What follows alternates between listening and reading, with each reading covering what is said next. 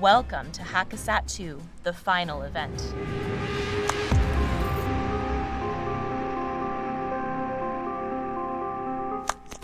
Our entire way of life depends on space. From banking to farming to communication and navigation, space is closer than you think. As we move forward, our security will be measured not solely by how many missiles are packed in the silo, but how many scientists and engineers and coders you've packed in the programming room. I know of no force operating on the ambitions of a next generation than people looking up into the night sky and thinking, what is there? How can I participate in its discovery? The entire STEM spectrum, the science, technology, engineering, and math is all represented there. So, how do we tame this new frontier of cybersecurity? In its second year, HAS2 is designed to inspire the world's top cybersecurity talent to develop the skills necessary to help reduce vulnerabilities and build more secure space systems. Like last year, we started with a tough qualification round, where over 1,000 teams and nearly 3,000 players worked through 24 tough challenges on topics like RF communications and space engineering.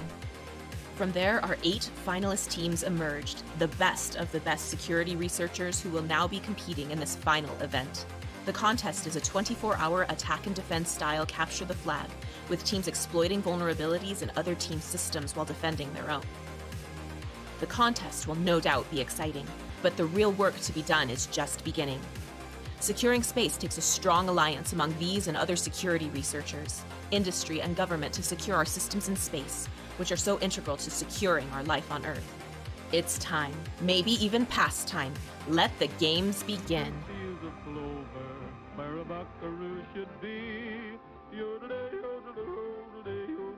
It's home sweet home to me. Haven't seen you, Mr. Neighbor, long as we've been gone.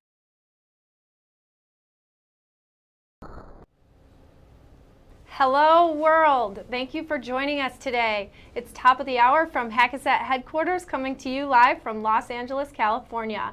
My name is Delia Jasitis. I'm with the Air Force Research Laboratory's Information Directorate. And I'm Aaron Bolin from the Space Force Special Programs Directorate. Welcome to the HAS2 final event. We kicked off just 1 hour ago with 8 of the world's best satellite hacking teams, and they're already in the thick of this year's competition. It's really exciting to think about what we're going to be seeing over the next day during this 24-hour event as these top cybersecurity researchers battle it out, protecting their satellites against other teams. We cannot wait to see the creativity and ingenuity that we're expecting here this weekend. So there's a lot on the line with this year's competition. Our competition competitors are battling it out for a $100,000 prize pool, their own flat sats, some really cool coins, but most importantly, the notoriety of winning our competition. Together, along with our fellow HAS2 organizers, Aaron and I will be co-hosting the live broadcast to keep you updated on all things HAS2 throughout the progression of this weekend's events. Stay tuned on HAS2.com, where you can watch past broadcasts, play our trivia game, keep up with the competition on our team's dashboard, and learn more about space cybersecurity, hacking, and HAS2. You can also follow us along on Twitter at our Twitter hashtag handle, and also root for us and your teams, root for your teams, show your support, and all throughout the weekend. This game is exciting, but it's also very complex. So we invite you to ask us anything about HAS2, the game, the teams, the technology, and the stakes of space cybersecurity. Post it on Twitter anytime throughout the broadcast at the hashtag shown on the screen, and we'll answer your questions on Twitter, or may even pull them into the live broadcast.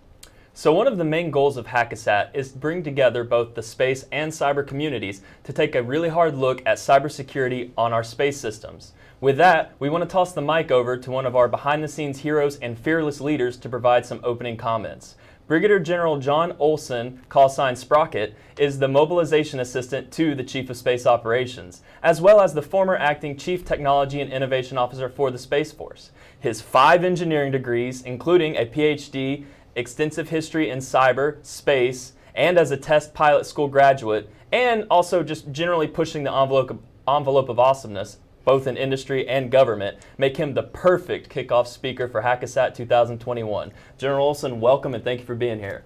Well, good morning, space fans and sports fans. Bonjour, guten Abend.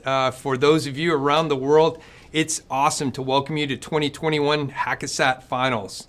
So, in general, as a hacker community, I know mornings and for at least us here in California probably aren't the sweet spot. So maybe a little IV caffeination input will kickstart things a bit today because we have an awesome event ahead. It's a total pleasure and an honor to speak with you and launch this thing right. Space is one of my favorite topics, and space is absolutely vital to both our economic and our national security. In fact, space touches almost every facet of our life. If we look at communications and weather and position navigation and timing and data, imagery and economics, space is absolutely critical to every part of our modern way of life and all of humanity. Yet, because of this vital capacity and the critical impact that it plays, our space assets are being challenged, contested, and engaged and attacked almost every single day. And so the solution to these systems challenges is really all about people. But we absolutely have to have the right people. And so this is totally an international event because we're always better when we bring the richness and diversity of the whole world to bear on these challenging problems. Probably like you, I'm not your traditional general. As a kind of a professional mutt who really can't hold a job in any one area, or a cat with 9 different professional lives leading up to this point, I'm really excited to embrace the rich, diverse, and dynamic capability and potential that you collectively represent for our nation and for the whole global community. As a government guy, I've been very fortunate to do air, cyber, space, nuclear acquisition, program management, engineering, intelligence, energy, and maintenance in the Air Force, at NASA, and the White House, the DoD, and certainly now the Space Force. As a civilian, I've been a VP and general manager and president, CEO of multi-billion-dollar private companies, as well as public Fortune 500 companies for over a decade. Together, all of these diverse experiences have taught me one thing. Diversity is good, or dig, and that you really have to dig for it and mine it if you want to fully embrace excellence and be the best of the best. So I'm here representing today the Space Force and really the entire space community. One thing is absolutely crystal clear. There is no space without cyber, and cyber is very much enabled by space. We have 4 major elements in space. We've got the ground segment, the user segment, the launch segment, and then the space segment, which is the one up in space. And they're all connected via cyber. Thus, the two, space and cyber, are absolutely inextricably intertwined and interconnected and synergistic. And we know the enterprise, the whole entire enterprise and systems of systems that are designed to deliver one primary thing. It's data. Data is vital on the inputs, and data is certainly the vital outcome or output. But we need this data for decisions, and decisions that are timely, accurate, data-driven, and deliberate. Data truly is a strategic asset, maybe perhaps the most important asset that we have. And certainly that's on top of our people. People plus data are really the secret sauce. So we need to make sure our systems are safe, robust, resilient, responsive to these critical needs. That's why you are the key to a successful ecosystem. As hackers and security professionals, you represent the very best of the best. We need you because we're competing against the rest of the best that the rest of the world has to offer. And I believe you are the best, but now it's time to prove it. And by the very nature of you being here and those competitors that we have, these final 8 teams, they are here, and they're capable, competent, creative, crafty, cunning, credible, and certainly cool, because we all know space is cool. All of you are patriots and responsible global citizens, because what you're doing makes us better, safer, swifter, and smarter as a space force, as a nation, and as a world. Bring it strong and show us the brilliance in your big, bad, bold brains. Let's face it, we know the past 2 years, 2020 and 21, have been pretty challenging and sporty. Some might say they kind of sucked, but it's a matter of opinion. But the hard facts are, cyber challenges last year and the year prior have reached a high point in all of recorded history. We aren't quitters or whiners. We're wicked smart warriors and workers, and we need you to test us, to train us, to tweak us, and team with us for our success, because we win as a team. Traditional cybersecurity is not effective enough.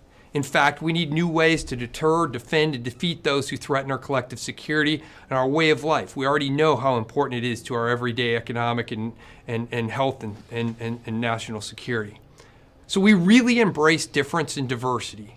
We need new, fresh, and different perspectives and ideas. We're working to solve some of the most challenging technological problems we face today, and we need to enhance our ability to defend against cyber vulnerabilities. The Department of Air Force, which really rolls up and includes the Air Force and Space Force, the Department of Defense, and our allies and partners around the world need cyber wicked, awesome warriors and workers to help keep up with the constantly expanding, evolving, and energized cyber domain challenges and skill sets that match those challenges. So HACASAT is an effort to bridge the security knowledge gap between the space and cyber security communities and really incentivize innovation. It will test you, the world's very best security experts from across the globe. It'll entertain those of you who are wannabes or who are just interested, because this again is very cool. And it will allow us to focus their skills and your skills on creativity and solving cybersecurity challenges on our space systems. We totally encourage an ethical hacking mindset, which involves space components in order to take proactive measures for mitigating and attacking our attack surfaces of a satellite system. And the Air Force and Space Force, which cover the airspace and cyberspace domains, believe the security of the system and its components require cybersecurity rigor throughout the design of that system, well beyond just keeping that design a secret. In fact, overclassification is a challenge. So this is an awesome way to bring all of these incredible people, talents, and skills to bear. The Department of the Air Force seeks partnership with the security industry to exploit vulnerabilities in systems so a more secure global supply chain and software development set of best practices can evolve with individuals, industry, academia, the interagency tapestry, as well as nations around the globe. We embrace external experts to help industry build more secure and resilient systems, which vitally includes help from white hat hackers and small companies pioneering awesome new ways and awesome new technologies to protect some of our companies and our country's most sensitive assets. So together we need to enhance our ability to defend against cyber vulnerabilities and we really got to get a lot better, much better, and quickly to remain and sustainably be the best. From the government side, we've got our heroes and heroines from the Space Systems Command here in Los Angeles and across the board, as well as the Air Force Research Laboratory, along with many others. Together, they are the Department of the Air Force's premier scientific research and procurement organizations working across the air, space, and cyber domains. Air Force Research Laboratory researchers and Space Systems Command acquirers, plus our Space Force and Space Command operators prioritize partnering with external experts to create innovations that advance technology and capabilities for both the general public and the military, thereby bolstering our collective health, economic, and national security. The bottom line is we want people like you to look at our problems, our issues, and our challenges and our concerns in an entirely different way, a fresh new perspective. That's the key to deterrence, and that's also the key to defense in depth. If you've got the goods and the best, well then we'd like to consider bringing you on to the team to play offense too, which is absolutely awesome. And speaking of teams, this is absolutely a team sport. Space is a team sport. So human-machine teaming is a vital aspect. So too is human-machine interfaces and humans on the loop or humans in the loop. All these, including applications for responsible AI, artificial intelligence, are what we're really all about. And that's what aerospace cybersecurity is absolutely a team sport that we're fully engaged in with this event and so many more. In my life experience, having lofty goals and awesome dreams or compelling missions have driven me to achieve more than I ever thought possible. So what I want is each of you to set your sights very high. Aim for the stars. Being the best version of yourself and you requires that you push yourself and that others propel you forward, further, farther, faster, and certainly into more freaky applications, because we know that space is hard and we're all about space solutions, and you got to push yourself. And that's what we're all about here today and across the world with HACASAT 2. So today, as we launch into those finals for 2021 with the best of the best, those 8 teams and hundreds of folks involved, I want each and every one of you to take a giant leap of faith. faith in yourself, your skills, and your place in history. Be the best and show us what you got. If you fall short, work on it. Hone your skills. Try harder and bring it strong next time. If you're absolutely rocking it today, show us what you got and prove that you're the best of the best who can school the rest. We are putting you to the test today. So, we all know that brains applied doing awesome space security stuff makes you all badasses, right? So thank you, good luck, and Godspeed. Sprockets out here. Thank you, General Olson, and I concur. We all are a bunch of badasses around here. So just for the folks at home who are following it, who maybe aren't as familiar with space and cyber and the importance, we have provided them a way to get educated. Can you talk a little bit about how you think education, just from the general public, plays into the future of space and cyber? Well, it's absolutely critical. You know, it's all about education and communication, and this involves continuous learning, leveraging all the different tools and techniques, open learning. This is about engaging all the differences of approaches and opinions and then bringing it in and applying it. So education and communication, totally a part of it. And that's really what's going to be the enduring part of HACASAT 2021. The teams are going to do great today, and I'm really excited to see who's going to bring home that number one winning position. But the true essence of a win here is the enduring education and communication about the awesome things that you can do in space and cyber and the modern digital ecosystem. So I'm looking forward for an awesome event. Yeah, that's a really good point too.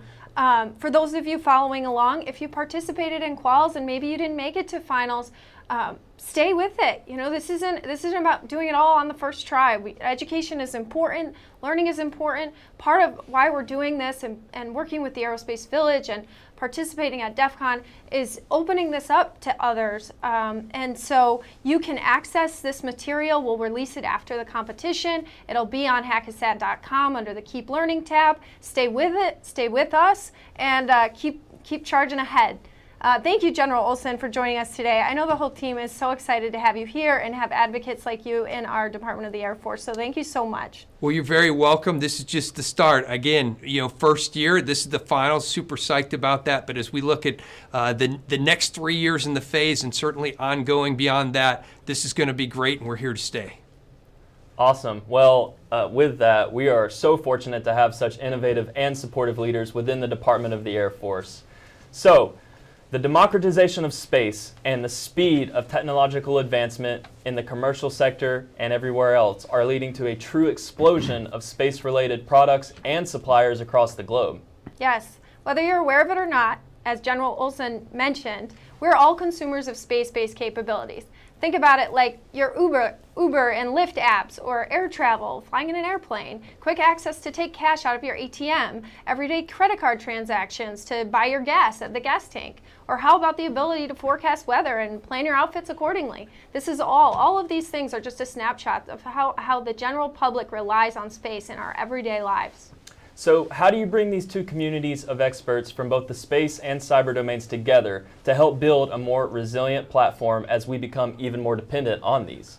Well, we look to environments like DEF CON, where security research and education is hands-on to help improve the cyber hygiene of emerging and evolving industries. We've seen this in the past 29 years of DEF CON as researchers jump-started and improved security in the medical, voting, automotive, and Internet of Things industries. We want to energize the DEF CON community for space to spark innovation and help make space more secure sooner as a collective.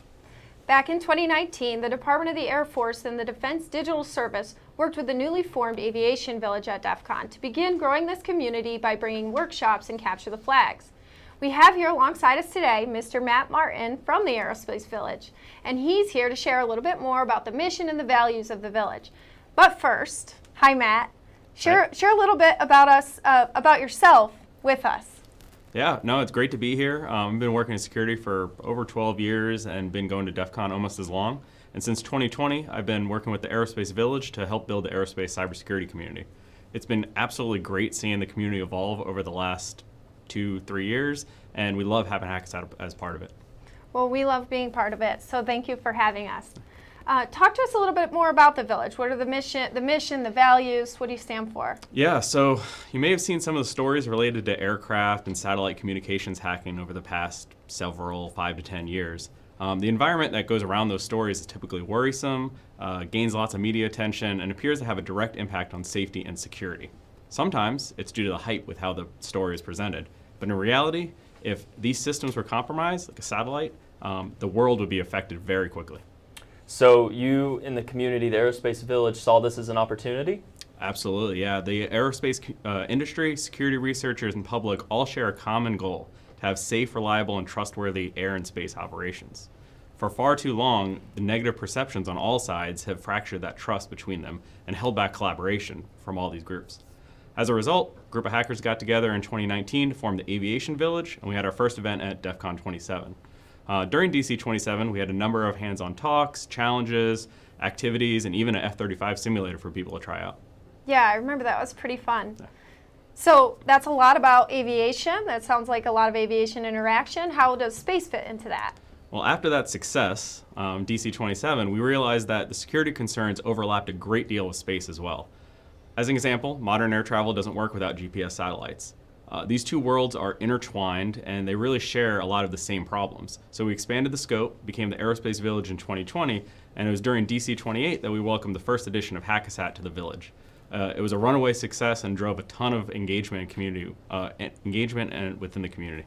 Yeah, we really loved being a part of that. We were so excited to be in person, and then when it pivoted to virtual, we were nervous. How do you build this community? But it almost opened up a bigger opportunity for more people around the world to get engaged. We had 6,000 people participate in the quals, and then many for the finals as well. And a lot of that opportunity came out of being virtual, we think. Yeah, it was a quick pivot, but at its core, the Aerospace Village is a really diverse community of hackers, engineers, pilots, space nuts, policy people, and a whole lot more across both the public and the private sector.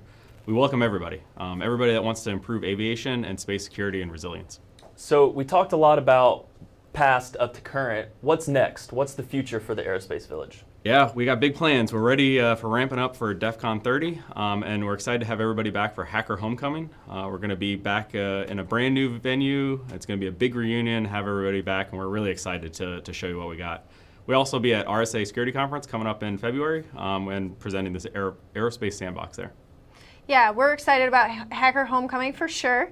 And also RSA. We had fun with you guys a couple years ago when we went to that. So we've got a lot of viewers from all over the world tuning in today or later. What's your call to action to them? How can they help the Village? We have an amazing community and we get amazing support from our partners to bring in great content to these events, but we're always looking to add and grow that community. Aerospace is a really unique sector where it's really hard to go buy the systems that are used. You can't just go to the store and buy a plane unless maybe you had $1 million or a few $1 million lying around. But for the community, getting access to that equipment to learn, understand, and help secure is really a challenge. So we need help from the industry to enable the community to get hands-on with that, because the threat actors that are attacking these systems, a lot of them already have access to it. It helps build the next generation of talent, but it also helps us create just a more secure aerospace ecosystem. So help from the community, volunteering. We know you guys are a volunteer organization. How can the folks with us today check that out and maybe become a volunteer? Yeah, we're always looking to expand the community of volunteers as well to help run the Village, contribute, activities, a number of ways. If you'd like to join us, I think it's right below us. There's a link to our website, aerospacevillage.org. Awesome. Yeah, so Matt, thank you so much for coming. We're going to continue to stay engaged. We've already been talking with our DDS partners about how to bring some cool workshops next year for Hacker Homecoming. And in general, from the team, thank you so much. Yeah, we're looking forward to it and love being a partner with this. So as you heard, everything that Matt talked about with the Aerospace Village, it's very clear that our HACKASAT goals are well aligned within the mission and vision of the Aerospace Village. We are looking forward to many more exciting years to come in collaboration. So Matt also mentioned HACKASAT was at DEF CON 28 last year. For those that missed it, I'm going to show you a quick look or recap of HACKASAT 1.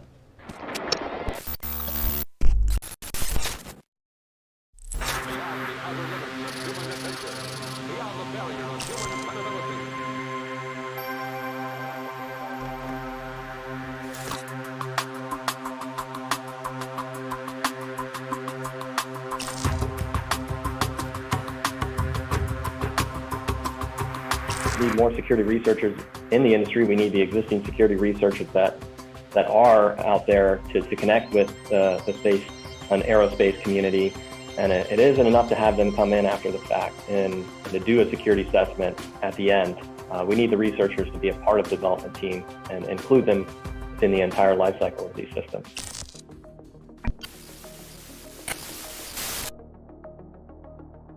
Welcome to Space Security Challenge 2020, HACASAT, the final event. As the democratization of space opens up a new frontier for exploration and innovation, we see new cybersecurity vulnerabilities emerging. The Space Security Challenge is designed to inspire the world's top cybersecurity talent to develop the skills necessary to secure this last frontier of cybersecurity, space. Nice to be in orbit. Every federally funded lab is chartered with the mission of technology transfer. Technology transfer is all about taking government-owned intellectual property and transferring it to the public domain. The Air Force Research Lab and our charter to perform tech transfer put us in the best position to lead this effort. But first, we had to overcome the monumental task of convincing people that hacking a satellite was actually a good thing to do in the name of improving space security. But we persevered, and our mission fueled the creation of what we called the Space Security Challenge 2020 HACASAT.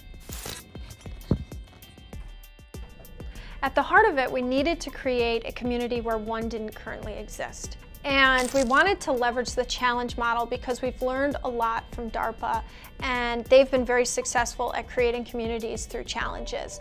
And so DARPA created this challenge back in like 2004, bringing together the AI industry, the sensor industry or community, and also the automotive industry to formulate a challenge to improve the security of the automotive industry leveraging AI. Now, you fast forward 15 years, we have a fully functioning industry of autonomous vehicles. And that's ultimately where we're going with Space Security Challenge HACASAT. We want to build trust and security into our space systems. So we needed to get the attention of the hacker community. And we're not typically, as the Air Force and now Space Force, we're not trying to do outreach to the hacker community. So we had a new, unique challenge on our hands. We also needed to get the attention of policymakers and the general public and industry. We needed people to care about this because it affects all of us. And then the pandemic hit. And all of our plans to run the finals at DEF CON, with the built-in audience of tens of thousands at DEF CON tracks, shattered. So we pivoted. So we needed to figure out a way to hold finals virtually and still achieve our goal of cultivating a research community. And it became apparent that this pivot to virtual was actually more of an opportunity. It was an opportunity to reach people who wouldn't have normally been able to travel to DEF CON. But there were huge challenges associated with this for both the competitors and the spectators. So in July, we shipped each team leader a flat-sat, which came with an air bearing. And what the teams could do is they could put their flat-sat on top of the air bearings, and then they could use the attitude control system in the flat-sat to be able to rotate the flat-sat to kind of emulate what it would be like if they were in space. But with COVID, what we didn't anticipate were the global shipping timelines. Two of our teams didn't get their flat-sats until later. In fact, the third place team, Flux Repeat Rocket, didn't even receive their flat-sat until the morning of the competition on August 7th. That was a real nail-biter. Then there were the spectators. After all, the world is watching now. We needed to be able to give people all over the world a way to feel like they were part of the action. So we built this fully immersive 3D environment for spectators to explore and watch the competition. We did our best to give it a DEF CON feel so that people really felt like they were still part of that environment that we work so hard to be part of. And so as part of this environment, we created this extensive library of content and videos. And so all of the content that we created on HACASAT, as well as all of the videos that were created, are available on our GitHub page and our YouTube channel, and where you can access that information and continue to learn about hacking, cyber, and space.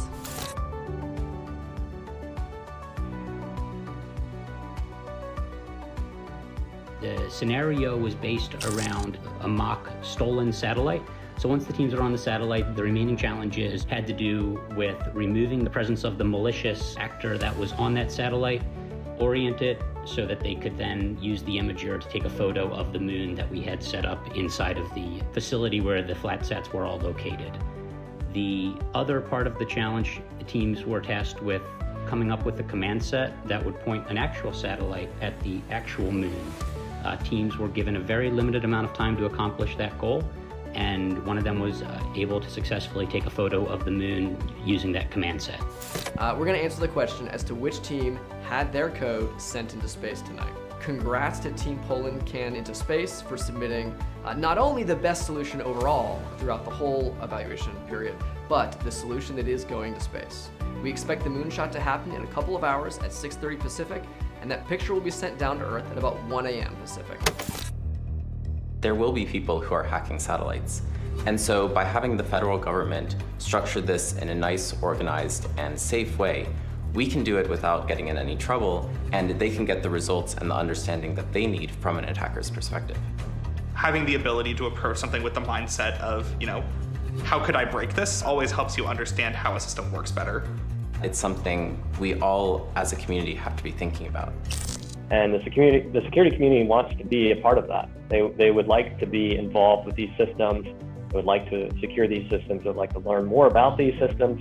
So openness and transparency, and getting access to more of these systems going forward. And we need the space community, the aerospace community, to be open and available and receptive to that. And that's what we were trying to accomplish with HACKASAT, put on a game that brought those two communities together and raised that awareness. And I think we did a good job of that. Now we hand the ball off maybe to the aerospace community to take that forward. Last thing, thanks for joining us. The future of space security depends on the work we're doing together.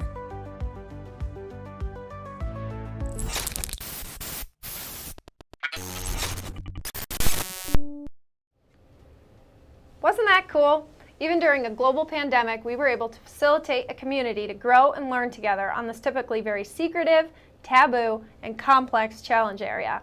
Also during this pandemic, a new service was being stood up, the U.S. Space Force, with the mission to defend the freedom to operate in outer space. That hits really close to home for me because I actually transitioned to the Space Force within the pandemic. Now, the Space Force is committed to continuing on this very important mission by supporting not only the second HACKASAT event, but also a long-term investment in advancing these types of activities. This year, HACKASAT 2 was announced to the public in early spring and was kicked off with a qualification event just this past June.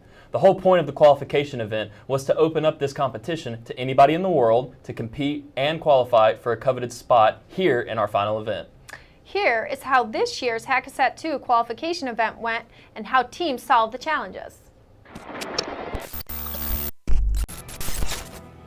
Based on experiences with HACKASAT 1, most of us expected HACKASAT 2 to be pretty challenging. Qualifiers, which took place back in June, did not disappoint.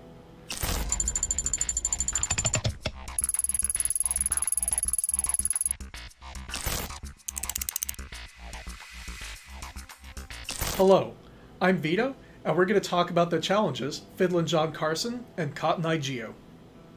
When you connect to the server for Fiddlin' John Carson, it gives you a position vector, a velocity vector, and the current time, and then prompts you for some orbit parameters. From some quick internet searches, I figured out that the challenge is asking you to convert the Cartesian position and velocity vectors into Keplerian orbital parameters. I haven't really done any orbital mechanics in over a decade, and that was all, two-dimensional, so we're going to have to learn how to do this together. Cartesian coordinates tell you where you are and how you're moving in a space of right angles. The International Celestial Reference Frame, or ICRF from this challenge, differs from latitude and longitude in some very important ways.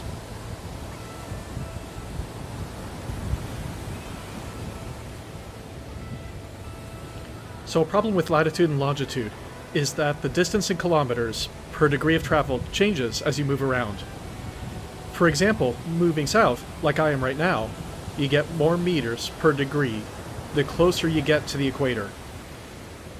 Similarly, the farther away I move from sea level, like whenever I climb these stairs up here, That also means there are more meters per degree of travel.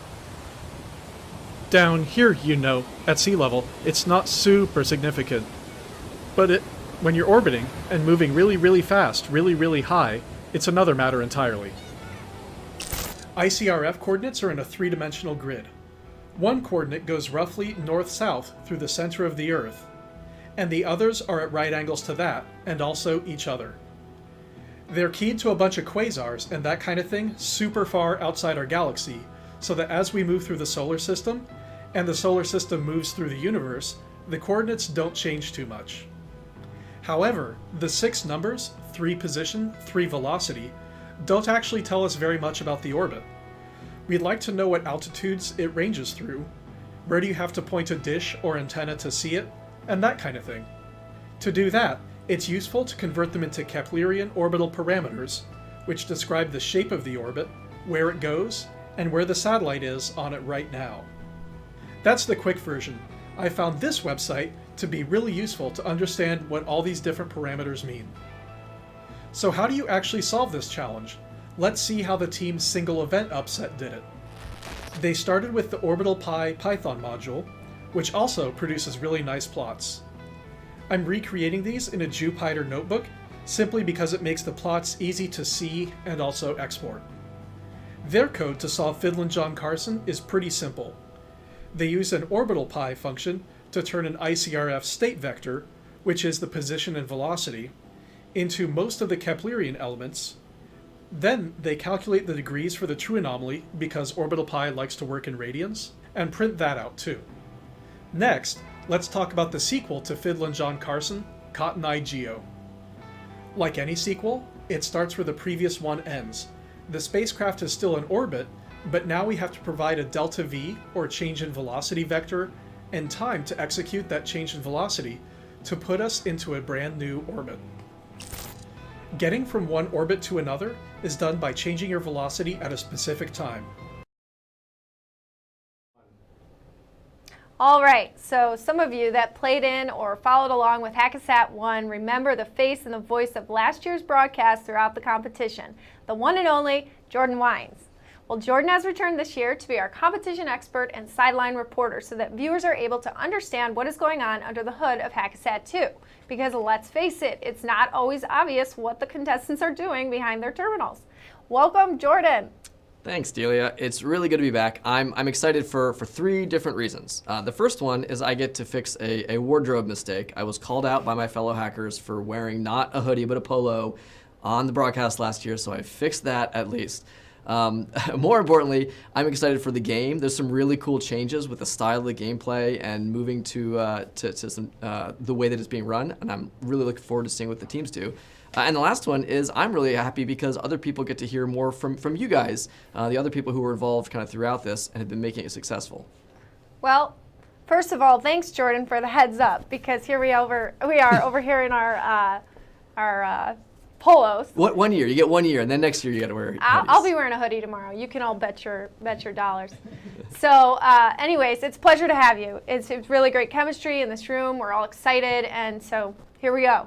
Thanks. I'm really glad here too. Let's make sure that we catch the audience up on what Capture the Flag is, if maybe you're not familiar.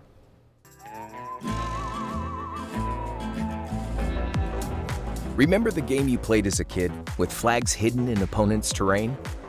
Now imagine the fields are code and the flags are secret data. Players exploit security flaws to capture their opponent's flags, while at the same time defending the flags on their networks from opposing teams. These Capture the Flag, or CTF events, are as diverse as the teams that play them. This is a global competitive community with tens of thousands of players and global rankings.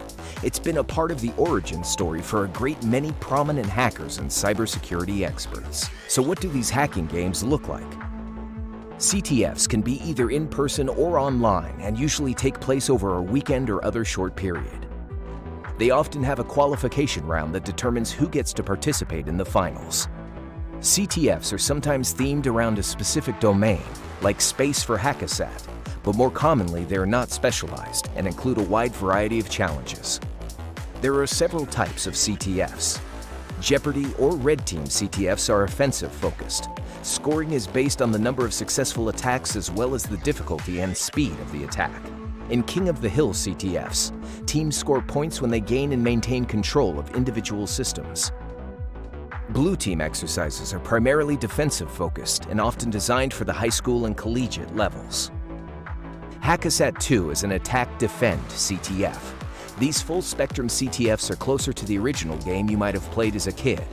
In HAS2, the game organizers are giving each team a flat-sat system running vulnerable software. To win, each team must find and patch the vulnerabilities on their system, while also attacking vulnerabilities in the opponent's systems. Throughout play, teams are busy reverse engineering, patching flaws and attacking opponents' flaws. And they must continue to pass availability checks as polar checks if a team's satellite system is functioning correctly. So, how do you win? Even though the goal of CTFs is to find and exploit vulnerabilities in computer systems, fair play is still essential. There are lots of ways to win, but to get the respect of your peers, you need to have good technical solutions. Nobody is impressed if you use a network flood to knock the scoreboard offline, and those kinds of shenanigans will get you shunned quickly. The best CTF players have built specialized tools, practice within their domains, and include domain experts in many aspects of security. Why CTF? At their core, CTF challenges are a way for hackers to build community and demonstrate and hone their skills with other equally skilled people. Competitions are also a chance to experience the joy of learning about a new programming language or a new piece of technology hackers haven't used before. CTF challenges have also been used to help train cybersecurity teams and to get new hackers interested in security research. Some companies even use competitions similar to CTFs to recruit and vet potential candidates for employment. And CTFs have had real-world impact with competitors finding actual security flaws in contest infrastructure. Their solutions, while not counting towards winning the game, are often implemented in a real-world context. With HAS2, we have a CTF game designed to raise awareness about cybersecurity issues in space and help researchers develop specific skills and domain knowledge they'll need to help secure this new frontier. But as many of the players during our quals round found out, there are a lot of problems unique to the environments outside our atmosphere.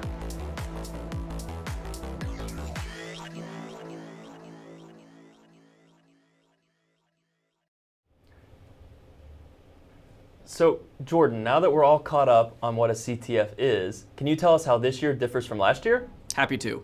So last year was more of a pure red team exercise where the teams were individually solving challenges, never interacting directly. It's a little bit like a race, right? Where as you make it to a certain progress point, that determines some points you got. And at the very end, the first person all the way through with the most points, they were the one that won. This year is going to be much more entertaining because we've actually got an attack-defense CTF where the teams are going to be engaged, working against one another. They have to both keep their systems up and operating nominally, and they have to also do the best they can to attack their competitors. This marks the very first time that the world has ever seen competitors actively attacking their opponent's infrastructure, satellite, in a CTF, which is very cool. Also, this year, we knew we were going to be virtual from the beginning, so this game is designed to run for 24 hours straight. Well, does that have any impact on the teams? It can. So, the CTF is the time zones they run in and the time zones people are used to can actually change and impact how easy it is to stay up all night if you want to stay up all night, or when you're going to sleep and how much your team is available. So some teams are adjusting the schedule a little bit. I've asked a couple of them. They've said, yeah, some are, some aren't. They're kind of dealing with different ways. And I think the older they get, the more they sleep. So they still do need that. But one thing that is the same is that there is a physical flat sat that the teams are all going to be accessing remotely. They each have their own flat sat. Last year, we of course dealt with shipping issues, which would be even worse this year, given the kind of global shipping right now. And so we knew from the beginning that we wanted to avoid that problem, and so we had a digital twin. So the ones that we have now are these physical flat sets are here with us in Los Angeles. You can actually see one of them. One of the backups is right here behind me, and the rest of them are over on the tables, actively being maintained by the competition team. It makes it a lot easier to do things here on Earth, not have to do a spacewalk to get access to them. Yeah, it's almost like we're outer space right now, right? Right. So that's a great description of how the game's going to go down. How about the players? What do we know about the players? So we've got some of the teams that we recognize from last year. If you followed along, you'll recognize them, and we've got some new ones. Last year, remember, was the first time that the CTF community had ever really experienced anything in star navigation and all the radio, a lot of the components that are unique to this. First time they'd seen it. So they don't really teach astrophysics in computer science programs? It's not an ACS program that I know about, certainly not when I was in school. So we are seeing the teams, I feel like, get more of a kind of knowledge base. They're figuring out a little bit more about that domain. So while we saw, for example, last year in the qualifying event, there were over 2,000 teams that were engaged in the qualifiers. We were down to 1,000 teams that were engaged in the qualifiers, still a very large audience, but we're seeing like a kind of a concentration happening. So do you think because of the complexity, teams could have combined? They certainly could have. It's pretty typical in the CTF that teams will split and merge and join. In fact, several of the teams here, like their names alone are like kind of indicative of like, the origin of them. And so that absolutely does happen. But I think what's cool is that even though we had half the total number of teams in the qualifying round this year, we actually had more teams who solved 4 or more problems. So teams are getting better. They're kind of figuring out this domain, which is cool and which is kind of, I think, part of the point and good to see. So as I said before, we've got a mix of teams that we've seen kind of before from last year's finals and ones that are new. So first, let's remind everybody a little bit about the teams that were here last year and are coming back as veterans to HACCASAT finals.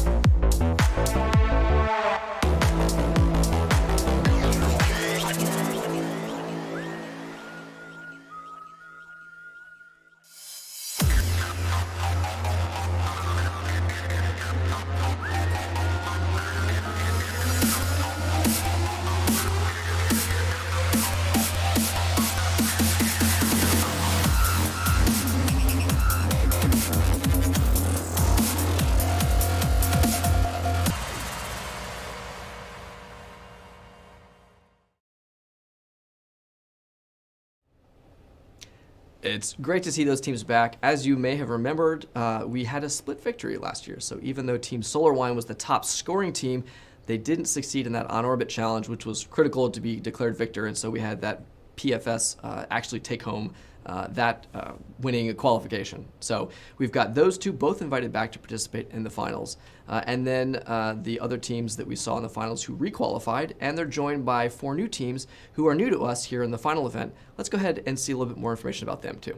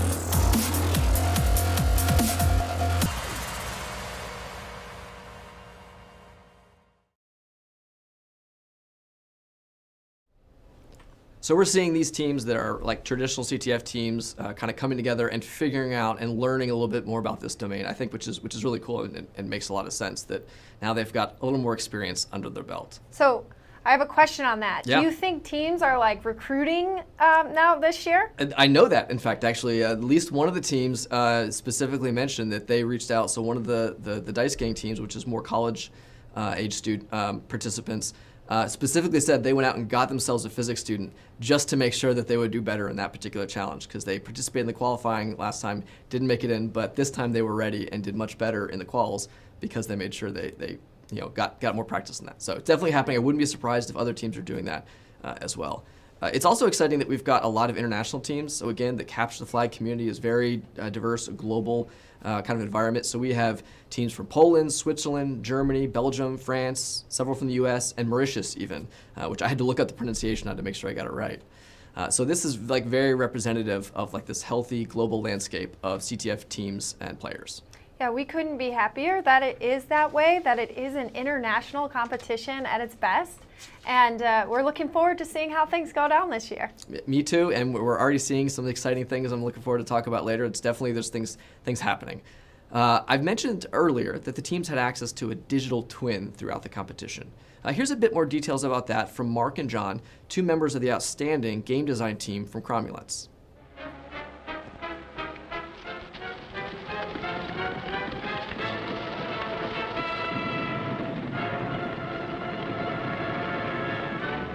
My name's Mark Weremeyer, and I'm a space domain expert at Cromulence. My name is John Amin, and I am a software engineer and vulnerability researcher at Cromulence. We are working as hard as we can to make HACSAT 2 as realistic as possible. So this is the HACSAT FlatSat for this year. So each team will have one of these, and they'll be using them to defend and attack during the game. In traditional space systems, you want to actually build and test something on the ground before would launch it. So that's sort of what this is, but we've actually also developed it to work for a capture the flag sort of game. But it has a lot of the common subsystems that you would see on an actual small sat or space system. So starting from the bottom, it has a power distribution board that manages basically power through rails on the backside. Moving up, you have the command and data handling board. So that does things like listens for the commands coming in, it manages the telemetry and pushes that telemetry back down to the ground systems. Next up is the attitude determination and control system. And then lastly, for this system, at the top we have the communications board. So that has a USRP B200 radio on the top that we're using to basically receive and listen for radio commands coming from, in the game, what we're calling user segment. And then those commands are basically passed into the rest of the system and can be processed by the FlatSat during the game. For the FlatSat, we actually created a lot of these boards custom for this game, meaning that every time we press the compile button, it takes several weeks for these boards to actually be manufactured and come into the office. So during that time, we had something called the digital twin, which is a basically perfect emulation of the different components on the actual FlatSat itself, which allows us to test things before we actually even have the hardware. And it also allows us to have varying introspection on each of the subsystems, and it's all virtualized and simulated. So we can pause and step through the system as necessary to either debug or develop for the system. The physical satellite works exactly the same as the digital twin does. It runs the same exact firmware, it runs the same exact processing as well. So on these boards, we have a Spark processor or an ARM processor, and both of those are being emulated as well. So any nuances that the actual system itself, the architecture has, the emulation should also have. Yeah, we simulate things like the orbits, but we emulate things like the sensors. Exactly, the hardware and the sensors is what we're emulating. However, the actual physics values are all being ran from a simulation. And that's actually also how the FlatSat is being ran. There is a simulated physics environment that is providing these values over the connection to the hardware itself. So we found for simulating things like this that it's actually, there's a lot of open source tools available, things like NASA's 42 or tools like AGI's STK, where you basically can use a tool like that to put spacecraft in some sort of simulated orbit, and it will generate things like what is its position, velocity, time vectors. You can also command the spacecraft in simulations like that to turn and point different directions, and then basically generate data for what that simulated spacecraft is and feed that back into a system like our digital twin or the FlatSat so that it actually thinks that it's in those orbits or it's pointing in those directions. And that's really helpful during this competition specifically because we want all 8 teams to have the same exact environment. And we are hoping that teams leverage that digital twin, especially since last year each team only had one FlatSat, so their entire team all had to share that one single FlatSat. So if somebody wanted to test something, they would have to tell the person that was controlling it, and then they would have to test it. But we're hoping this year they will be able to spread out, and everyone can be testing their own stuff on the digital twin at the same time, so that when they do eventually decide to throw it against the actual FlatSat, it works on the first try. And just to add to that, there is components outside of the FlatSat itself that are still part of the game. So teams still have their ground station versions, and then we also have something in the game called user segment where we're basically simulating some sort of ground piece that needs to communicate back up to these spacecraft. And those also are chains or pieces within the game that the teams will have to deal with versus just dealing with the FlatSat itself. We're going to work as hard as we can to make HACASAT the most realistic event possible.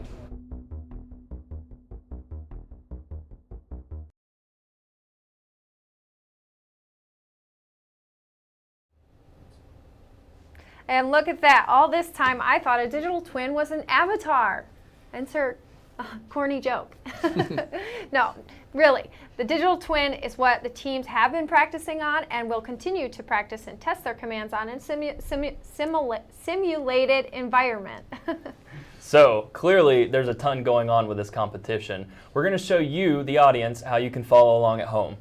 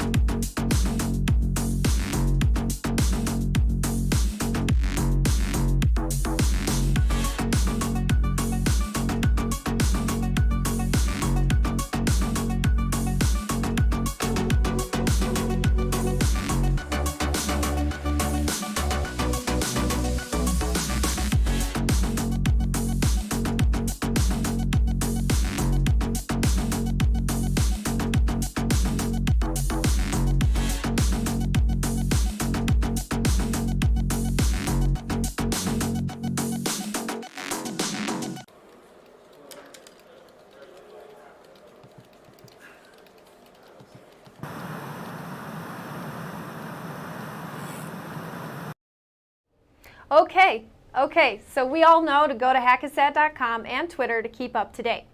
Now, the teams have been at it for a little over an hour now, and I'm curious if there's any competition updates from Jordan. There are indeed. We've got several exciting things that are happening. And actually, I think we're right at 2 hours exactly right now. They just hit the 2-hour mark, and we're definitely seeing some things happening. First, let's go ahead and take a look at the scoreboard. And we'll see if we pull that up that our highest scoring winners from last year, SolarWine, are proving once again they are experts in this domain. They're out to a lead. We've got SolarWine and then Flux Repeat Rocket coming in next. We've got a cluster there in the middle are on Dice Gang, PFS, and Single Event Upset, as well as Veltalis.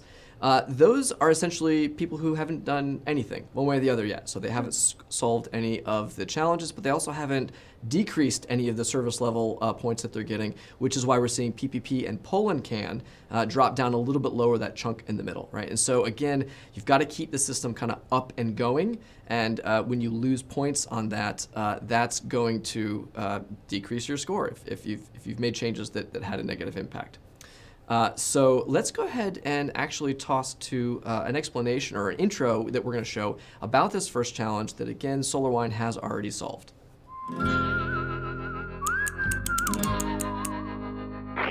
Here's what we know. Each team has been given their own satellite system to operate and defend. Unfortunately, the satellites appear to be in a degraded condition. From the limited amount of intermittent telemetry being received, the Attitude Determination and Control System, ADCS, and communications payload are offline.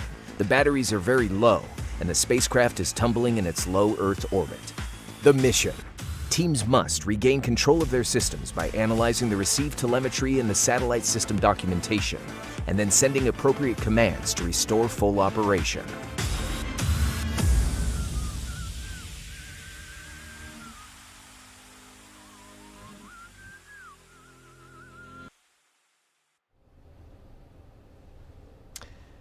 So we've seen SolarWine make some progress on the scoreboard. They're going, they're moving out ahead. We're also going to be getting game updates throughout the event. I'm seeing, yes, one now. We did get the timing, I think, about right here. So we're going to get updates from outside the room as we're broadcasting. If things happen like while we're on air, they're going to let us know. And so we can see a couple of updates have happened. For the first team to send a command to their satellite was team number 2, which was Flux Rocket Pete. So they were the first one to kind of engage with it at all. Of course, we had the SolarWine, the 2 solves that they were able to make relatively early on as a part of that first things first. And then, unfortunately, we had our first space tug, I guess I'm being told it's called, a space tug repair that was requested from Team Poland Can, which, again, that's what we're seeing on the scoreboard as their SLA decreased, was a result of needing some repair of some change that they made that disrupted the service. So again, we have had Team SolarWine not only solve the first challenge, but also make some progress on the second. The other teams are still working on that, but let's see a little bit more information about that second one that they're working on.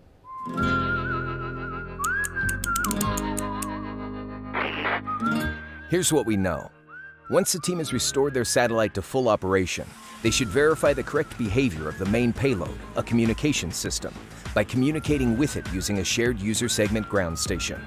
Teams received a software utility and an associated configuration file to send commands to the communications payload through the user segment ground station. The mission.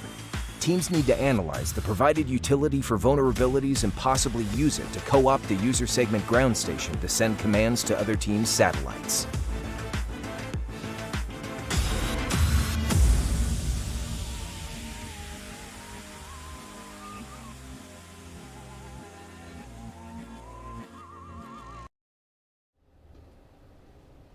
Okay, so I have a question for you, Jordan. Shoot.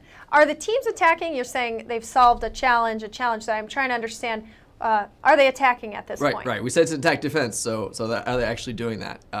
That's a good distinction to make.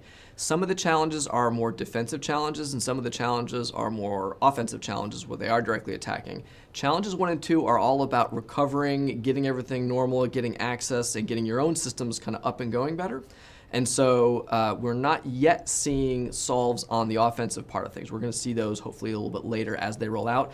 But you actually have to get these first 2 up and going before you even kind of have access to that. So once everyone's restored things, got their satellites functioning normally, nominally. I'm not the space guy, right? I'm the CTF guy. So it's nominally, I'm told, is the right term to use.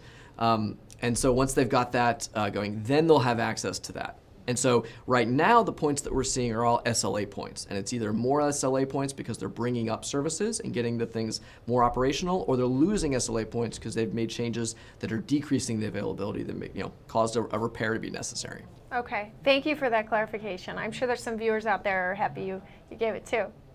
Absolutely. So Jordan, again, thank you for being here, the CTF expert. We're looking forward to bringing you back and hearing more later on today. So also, we want to make sure that you, the folks at home, stay tuned to this following show, our show here, afterwards for an intriguing panel conversation with 5 incredible individuals as they discuss cybersecurity threats in this new space environment. Yes, we have a great lineup of panelists from the Space Force, the European Space Agency, the Aerospace Village, the Space ISAC, and also industry. And this is moderated by our very own Captain Elijah Williams from the U.S. Space Force.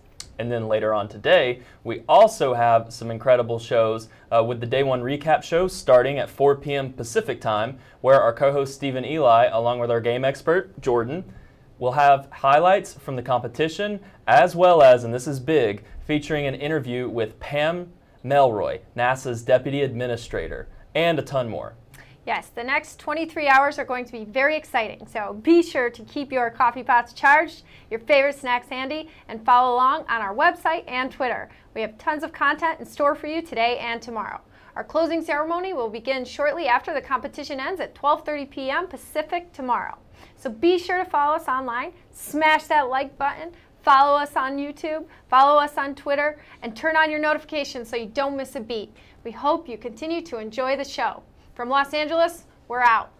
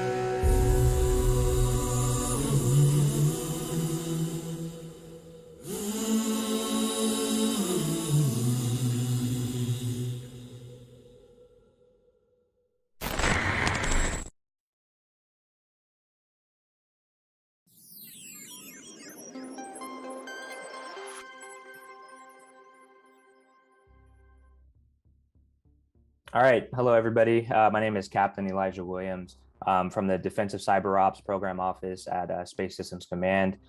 You are here today for our first panel titled The Cybersecurity Threats in an Emerging Space Environment. Basically what this is in this panel, we're gonna hear a variety of perspectives from a lot of the industry folks here and experts, as we call them, to kind of talk about, what this means as space commercialization increases and the proliferation of space. How do we ensure that these systems remain secure and as safe as possible, and what we can do for our own part, to the collective teamwork here. So without further ado, we're going to move into our five fantastic panelists. We're going to go through and you'll hear an introduction, and then we'll get into some questions. So first panel member we'll go through here is Mr. Frank Pound. He's the president and CEO of AstroSec. Frank, tell us a little bit about yourself. Yeah, Eli, thanks a lot. It's a real pleasure to be part of this panel. We have some amazing guests that I'm really interested to hear their perspectives. So I guess I'll just give a real quick background of who I am. Started off getting into space and cybersecurity. I guess that was influenced by growing up here in Brevard County, across from Kennedy Space Center. I've always had a passion for space and technology.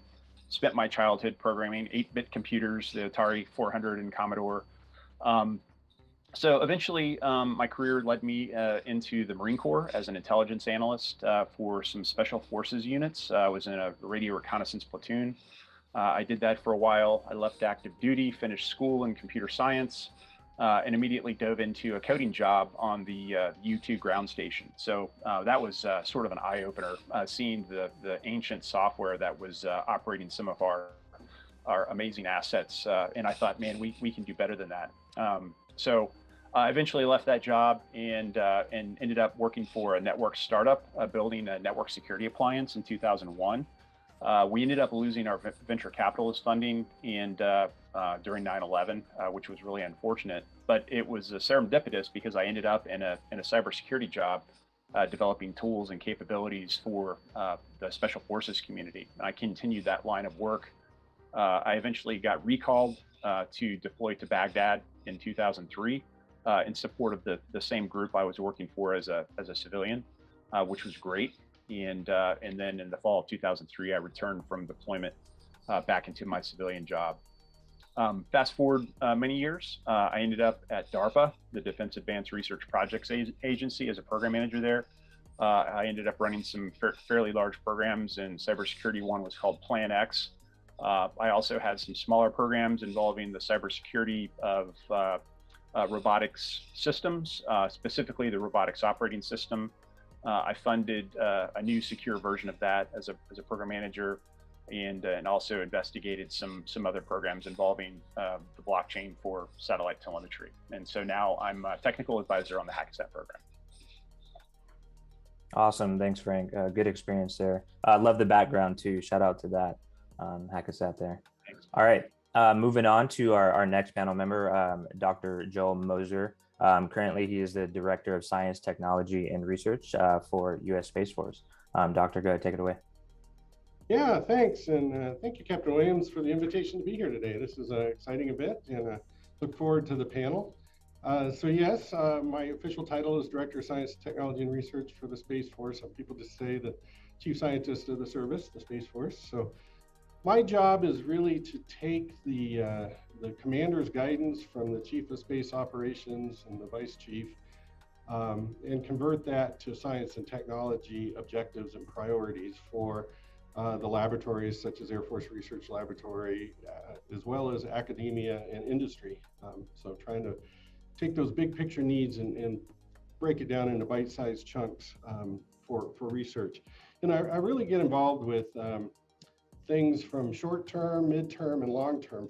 For the short-term, we're really talking about current systems, things that we have on orbit, constellations that the Space Force runs. And we take inputs from folks like U.S. Space Command and the other folks that if there's a gap or a need in the capabilities we have, we try to figure short-term solutions to meet those gaps and end up working through places like Space Systems Command to acquire those things. For the midterm, we're really looking at the next generation of the Space Force. Where are we going from here over the next 5 to 15 years or so? And from there, we work very intimately with the Space Warfighting and Analysis Center, or SWAC, that's really tasked with force design, trying to come up with the next generation Space Force. And so, again, we take their inputs and provide a breakdown of the science and technology. And then finally, for the long term, and this is kind of the exciting stuff that we do, is we're really trying to figure out what does the Space Force look like 15, 20, 30 years out in the future, and how, with this expanding space domain, what are the things that the United States Space Force will be called upon to do over that time frame? And how are we going to do that? What technology do we need to be investing in today to get there? So that's a lot of the long-term stuff that my office does. We manage something called the long-term science and technology challenges that really outlines in big picture format some of the things that are real big challenges for us. In space, cybersecurity and cyber mission assurance is definitely one of those areas that we know that we need to invest in the long term. So again, very, very happy to be a part of this panel. And just finally, I'll say, over my career, I've been involved with a dozen or more space experiments where we actually put hardware into space, and every one of them had issues that we had to deal with in terms of not necessarily cybersecurity, but sometimes cyber mission assurance and getting our job done. So this is very important work that we're doing here, and look forward to talking with my colleagues on this panel about it. Absolutely. Thanks, Dr. Moser. Yeah, you definitely have the unique position to have to, think in the future as best as you can with this, rapid industry that we're in. Appreciate that.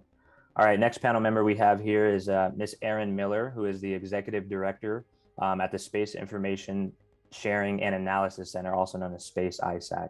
Go ahead, Erin. Thank you. Hi, everyone. Thanks for having me. So pleased to be here with all of you.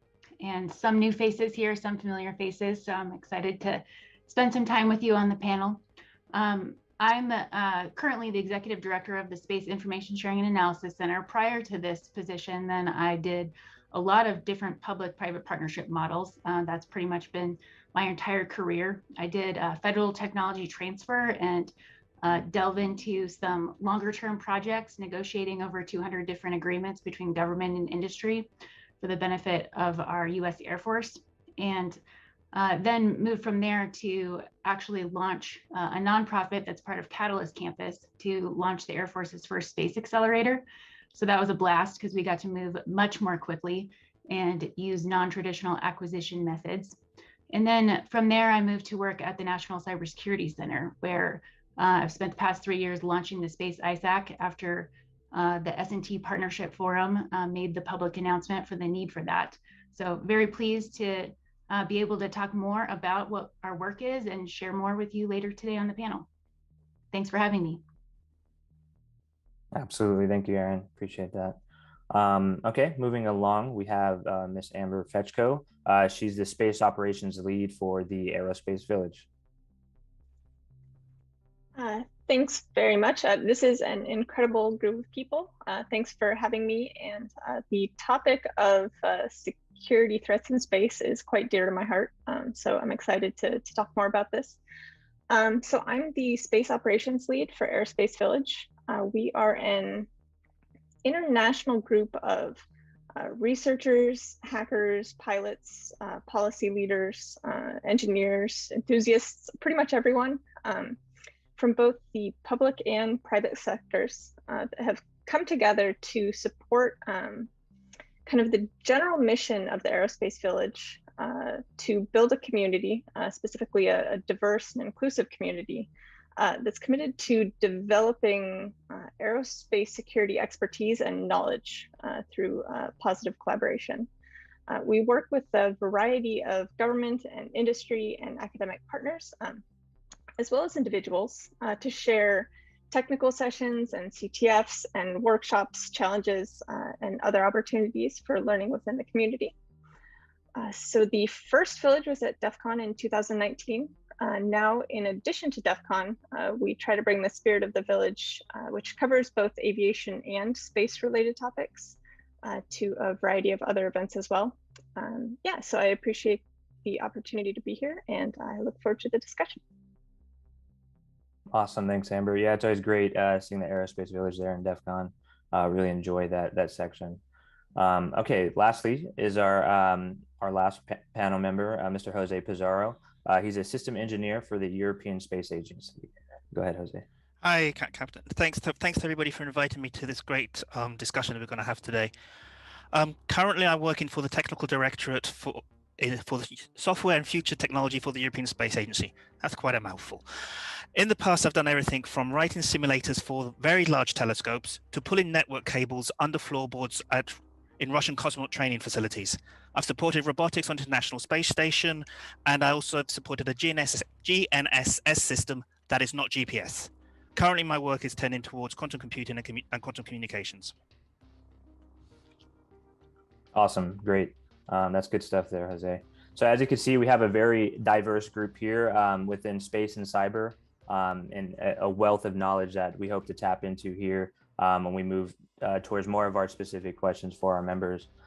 So without further ado, we're going to go ahead and jump in and ask, hopefully not too challenging, putting them on the spot, but I'm sure we'll have some really good insight for this panel.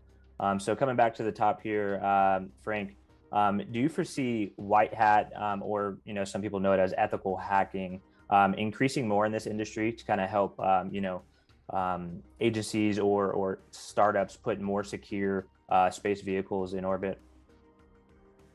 Absolutely, and you can definitely see that with what we're doing together with HACSAT in partnership with the Aerospace Village most recently. So those are evidence of the movement, very much so towards ethical hacking applied to space systems. More broadly, though, I think so. This whole idea of hacking your own systems, sort of being the adversary against your own systems. Although it's not new, it's something that's been sort of practiced at DEF CON proper, probably for the last 25 years in the various capture the flag contests that they've had. And if you look across industry and you look at the government, you can see pockets of that occurring as well, where you sort of take a friendly black hat approach. I won't necessarily call it white hat, because you have to sort of be and put yourself into the adversary's shoes, act like the adversary. And the closer that you can get to that model, where you're truly acting like a no holds barred adversary, the more likely you are to find critical issues with your own systems, and then be able to get in there and either patch them or mitigate the systems engineering design that allowed it sort of to happen. So it's definitely something where there's a big movement afoot right now. in the past, when I was at DARPA, I had a very strong interest in the cybersecurity of space systems, and I took a team of mine out to a NASA facility in West Virginia called the Katherine Johnson IB&V Center. And at the Katherine Johnson Center, they had a space IB&V lab, and they had a simulator program where they built software-only models of some of their high-profile spacecraft. And we got into this discussion about, exactly, how are you doing this, and for what purposes? And the primary purpose really was to allow the software engineers and developers to speed up the process by which they develop software, with a sort of a accidental secondary effect of being able to improve the security of their software as well. And then we proposed this crazy idea of fuzzing. Fuzzing is the input of malicious content into API application programming interfaces for software, malformed inputs, to try to tease out some of those bugs and things like that. So in the government, there was definitely some sort of white hat, a black hat style testing taking place, but it wasn't really well known. And I think the HACCASAT program has certainly brought that to the surface. And here at AstroSec, we're really excited to be part of that whole movement. Awesome. Thanks, Rick. I do have a small follow-on for you. So in your opinion, where do you think we should bring in, say, black hat or white hat or ethical hackers in the process of, is that in the design phase? Is that when we, finally launch something? Where do you think this should start occurring? Well, it's never too soon to start. And I guess going back in history, if you think about the development of the internet, a lot of people think that security was an afterthought when the internet was being developed. And I'll say this, after doing a lot of research and having been at DARPA, you get access to a lot of the great minds who helped create the internet back in the day. Vint Cerf and his crew. So it was great being able to talk to some of these folks who were involved in the original design of the internet. And I will say that there was definitely some concern about malicious actions being able to get a hold of some of these early time-sharing systems that were being considered as nodes on the internet back in 1971 and 72. In fact, Hanscom Air Force Base in 1972 published a series of papers evaluating the cybersecurity of time-sharing systems, and they also talked about virtual machine breakouts. Now, if you think of virtual machine breakouts, you think of the cloud, like Amazon AWS and Microsoft Azure. They were talking about this in 1972. Unfortunately, though, what happened, I think, is that the internet became commercialized very quickly. Back in probably 1990, it was opened up for commercial applications. And then we sort of lost the edge to go and adapt some of these good foundational principles that were discovered in some of those papers. So it wasn't that they forgot, it's that the commercial industry went past where the academic and the government institutions were ready. And right now with HACCASAT, I think we're right there at that sweet spot where we do have a chance to inform industry and sort of grapple with some of these really hard problems before it turns into another sort of, cat and mouse game like we have with the internet. Absolutely. You hit it right on the head there. Appreciate the insight on that, Frank. All right, moving on to our next question with Dr. Moser. And I mentioned you had the hard, situation of planning ahead of time and where we put in key research and investments. So my question for you is, as the space domain continues to evolve at a very quick pace, what do you see as key investments or research areas to ensure space remains as safe as possible and resilient? Yeah, thank you. Well, let me first start to answer that question by talking a little bit about what the actual mission of the United States Space Force is. And so I'll read it. The official mission is that the United States Space Force is responsible for organizing, training, and equipping Guardians to conduct global space operations that enhance the way our joint and coalition forces fight, while also offering decision makers military options to achieve national objectives. So that's the big picture. And there's a lot in that. And so I'd like to break that down a little bit. And I like to think about three components of that mission. There's the mission to provide services to the joint fight. This is something that the Air Force has done for many years using space assets.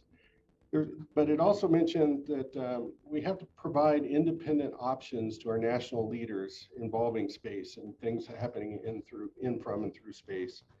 And then finally, we also have a mandate to protect U.S. interest in space writ large in general. So I'd like to break down, kind of where I see investment needs to go in terms of those three areas. And so the first thing is the obvious one, the providing services to the joint fight. One of the things that the Space Force allows, and our space capabilities allows the United States to get involved in wars in the way we like to do it. That is, across the globe on somebody else's turf, not on our turf. So we provide the satellite communications, the ISR, the PNT, the position, navigation, and timing, that allows us to do those remote operations. And that's only going to grow in the future. The current Chief Staff of the Air Force, General Brown, said recently that future warfares are going to become increasingly non-kinetic. We're going to be much more focused on cyberspace and the world of bits and bytes. And that's exactly what the United States Space Force really deals in. So those demands for higher bandwidth communication, for more ISR, for better position, navigation, and timing will just continue to grow. We must transform our systems today to meet those needs, while at the same time making them more robust and resilient in times of conflict. Same time, our things like our missile warning and defense activities are going to have to up our games. For example, against things like hypersonics and maneuverable vehicles, such as the fractional orbit system that China demonstrated earlier this year. So all of this is going to drive investments in better connectivity, higher bandwidths, better sensors, better algorithms, more autonomy, and more resilience in our system. So that's sort of the first part of our mission. And there's, those are kind of obvious, but those are things that we can't ignore, and we have to keep investing in those things, both now and in the future. That second one, to provide independent options in space. As many people have said, the best way to ensure national security is through a strong economy, and that extends into space as well. Today we have about a $300 billion a year economy, space economy. That's only expected to grow, and we need to develop the capability that if conflict does break out, that we have the ability to execute space dominance, just in the same way we execute air dominance or land or sea dominance. We need to have those capabilities. So that's investment in space control technologies, the ability to fight a war if it does extend into space, to have better space situational awareness, to be able to know what's going on. But it might also include things like debris mitigation. We just had recently a demonstration of an anti-satellite test from Russia that created 1,500 pieces of debris. Those kinds of things stand to impact us all if we don't get our hands on that and figure out how to, first of all, stop doing those kinds of tests, but second of all, clean them up or mitigate them where necessary. So that's kind of the area where we will have to develop technologies to provide options in space for our national leadership if they go there. And then the final one, which is the one I like to think about a lot, is just protecting U.S. interest in space. And I like to think that we are in the golden age of space right now. Hardly a week goes by where we don't hear about or see in the papers something really cool going on, whether it's a billionaire doing a suborbital flight or Elon Musk launching a Starship. There's just lots of activity, and it's not just billionaires. There's a whole cottage industry of folks developing really new, novel techniques and ways to extend, wealth generation into space. And so I think, 20 years from now, people are going to look back and say, this was the time when this age of space was really developed.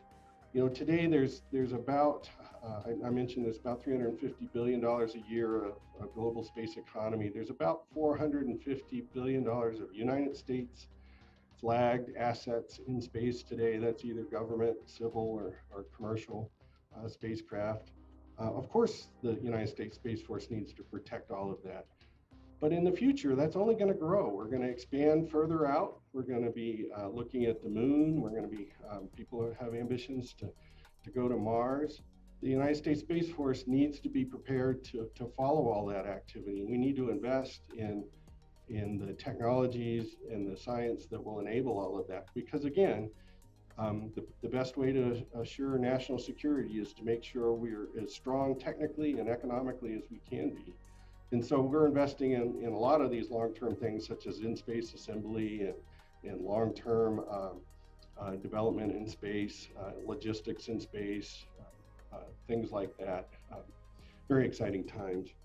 And then lastly, just to talk a little bit about cybersecurity, our cyber mission assurance. And this kind of follows on what Frank was saying is, we are at the beginning of a great expansion in space, and we need to start thinking about what the implications are of security in this cyber domain. But we need to think about it differently. It's not just that we need to apply security to our future systems. We need to design them from the ground up to be mission assured. And that really is a paradigm shift. This means thinking about how do we build a system to be redundant and able to transmit the most critical data that we need transmitted at the most critical time, even in the fog of a conflict. So that means prioritizing our data and applying technologies, some of which don't exist yet today, to making sure that we have those available at the very moment that we need it. So I think this community can help think through some of that. How do we design a system from the ground up to be mission assured? In 2015, Doug Lavero, who's working for OSD at the time, came up with a framework for how to make space itself mission assured, and he came up with these ideas of how do you protect space and assure space is designed from the ground up with a framework of mission assurance. We need to do the same thing with our cyber assets in space. So looking forward to the conversations. Yeah, absolutely. I mean, you bring up a good point there, how, I forget this statistic, but over the last few years, the amount of objects in space and assets has increased, by a good amount. So it's starting to get a little crowded up there. And I know how much we depend on, on the things out there for our everyday lives. So it's something to consider. Thank you for your insight, Dr. Moser. Appreciate that. All right, moving on next is Ms. Heron Miller again. So your question is, as space assets continue to increase, what is key to ensure that information sharing, as well as like vulnerability disclosures across the globe, continue in an orderly fashion? Thank you. Appreciate the opportunity to follow Mr. Pound and Dr. Moser. Your comments were great for stage setting. I am in agreement that we are in the golden age for space, and we have a lot of planning and anticipation we need to do for all threats and all hazards that will enter into this domain. So that's part of why we stood up the Space ISAC. I mentioned the S&T Partnership Forum, Science and Technology Partnership Forum. It's essentially part of the White House, representing a variety of different agencies. They put out a need for us to break down the public and private sector silos that had started to form over time, so that we could have a global space community leveraging a platform for information sharing. And I'll just be upfront with you, information sharing is not just information sharing, it's also sharing vulnerabilities, incidents, and threats. So this platform, I'll read you the mission statement so that you're following along with me on what Space ISAC is to its greatest extent. The mission of Space ISAC is to facilitate collaboration across the global space industry to enhance our ability to prepare for and respond to vulnerabilities, incidents, and threats, and disseminate timely and actionable information among our member entities, and to serve as the primary communications channel for the sector with respect to this information. So there are a number of other ISACs out there. There's at least 30 other ISACs that I'm aware of, and we're a member of the National Council of ISACs. So this premise that we would share all threats and all hazards type information as alerts and notices to the community for a critical infrastructure sector is not new. It's great that the space community has decided to adopt it, and I'm very pleased that we have this platform that we're able to leverage to share information. It is a bit of a cultural transformation, so I think that's part of the challenge here is, as some of our other speakers have already acknowledged, is that we have to start identifying the vulnerabilities, incidents, and threats in order to share them. So we have to acknowledge that there are cyber attacks at the space layer and they are happening, and then share that information to the Space ISAC or have a private sector company join the Space ISAC and share that information and begin the conversation. So I see that with the proliferation of LEO, this is going to become even more necessary, and the commercialization of space. Of course, we have an even stronger earthbound reliance on these space assets than ever before, and that trajectory is going up, so not down. So we may want to consider, formally designating space systems as a critical infrastructure sector and pushing this to its greatest extent possible, so that we can direct the sector to leverage this public-private partnership for sharing information about threats and vulnerabilities. Absolutely. Thank you for that. And I do have a small follow-on for you. Hopefully it's not too loaded of a question, but being in your industry at Space ISAC, is there any concern for, non-participants in properly, registering what assets are up there and basically doing their due diligence? What's your thoughts on that? And is there any way to really enforce that? Yeah, so I'm not too sure about the enforcement side at this exact moment. I think that's what the industry has to come up with, is what are the norms and standards we want to operate against. And so I'm glad you asked the question, because it's not a far-fetched question at all. It's exactly why Space ISAC exists. So we have a community platform to have that conversation about what the norms and standards and guidelines should look like. And we can take it in a different order than how I said it. It can be norms informing guidelines, which inform even best practices and then standards. But we have to have a place where everyone can come together to talk about that. So we did stand up Space ISAC to be a global forum with the intent that everyone who has the best interests of the community in mind, who is not a non-participant because they want to be part of the conversation and they intend to be responsible and accountable for their actions, they can join the Space ISAC and be part of that discussion. So we have already started some of those conversations, and even though Space ISAC is just a couple of years old, I think that we will have some great impact and look forward to growing our community so that even more folks can be heard in that conversation. There's 35 members of Space ISAC right now, and you can check out our website to see the full list, but they're very strong contributors and have an active voice. So there will be some guidelines and norms and best practices informed by this community to address those issues that your question alludes to. Absolutely. Thank you. I appreciate that answer. So moving on, we have Ms. Amber Feshko, and this one is a little more pointed towards something that has been increasing in popularity, and that goes by the name of microsats. So my question to you, Amber, is with the increase in speed of microsat production and launches, how has, if any, has a strategy changed to ensure microsats are secure from today's cyber threats? Thanks. It's a good question. To be honest, I'd say we're still at the very beginning of that strategy change. So historically, I think the general complexity and the time to launch pressure of space missions, along, I guess, with the relative inaccessibility of the industry to outsiders, had frequently resulted in security taking a backseat. In the last few years, I think things have started changing from all sides. So not only have we seen some of the really highly publicized supply chain and industrial systems breaches. So those have garnered attention from, I guess, all industries, but especially those like space, which were typically reliant on custom software and systems that were developed in-house. But at the same time, space is becoming much more accessible, both from a cost and technology standpoint. So launch costs are down, commercial launch options are increasing, but we're also seeing the use of commercial off-the-shelf hardware and open source software becoming more commonplace. So on one hand, this presents a different set of security challenges, but I think it also creates more discussion around security in the space domain.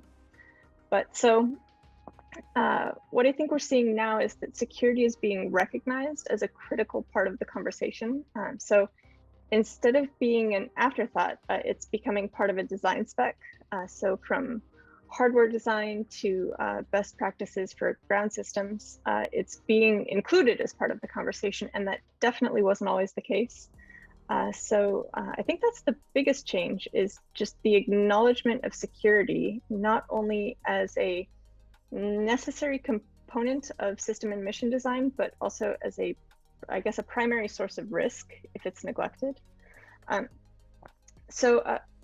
With organizations like Space ISAC facilitating collaboration across the international space industry, but also initiatives like Aerospace Village that are working to build a community of hackers and engineers and security researchers, these are helping bring light to the importance of security in the space domain, but they're also creating dialogues that bring the security and the space communities together, and that's where I think everyone stands to gain. So there's a lot of excitement and interest, I think, surrounding space in the security community. And I think anything that encourages that collaboration or creates an opportunity to learn or develop new skills, or also inspires future space security leaders, will only make space more secure for everyone.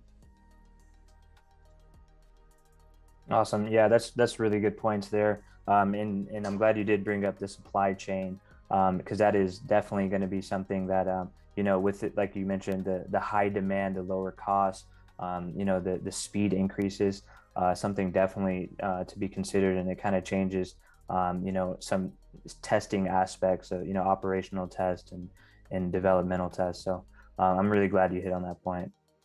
And our next panel member might even be able to kind of shed some light on, you know, on some coding and testing. Mr. Pizarro, you know, you hold a unique position here, you know, with the European Space Agency, with multiple, you know, nation states involved there. So how has the rapid evolution of space changed, you know, the European Space Agency's approach to address software security testing or secure coding practices, while trying to keep a high rate of speed with the industry?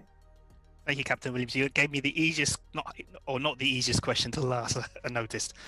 Well, given ESA has 22 countries as member states, as well as being involved with numerous international partners on a plethora of science and human spaceflight missions, we work with NASA, we work with Russia, we work with Japanese, etc. It's hard to say how the evolution of space has changed ESA's approach. One of the first challenges we had, though, was to convince both our user communities and our industrial partners that security was applicable to all space missions and support infrastructure. We, as a civilian organization, had a great battle, unfortunately to use that phrase, to convince them that the word security wasn't just about military or government or super secret satellites. It was applicable to them. And fortunately, no small thanks to you, people like you guys, the HackerSat, the hacker community, the issues have been highlighted and this attitude has changed. That was the biggest battle, convincing people that when we say security, we're not talking tanks on their front lawn. What I can say is that ESA's approach has evolved and adapted to the challenges of more historically security-sensitive programs, such as the GNSS and telecoms and human spaceflight. These particular programs helped us to raise awareness in the other academic and scientific missions that security was an issue, that we were talking about protecting the integrity of their data. It wasn't just about spies and black hats.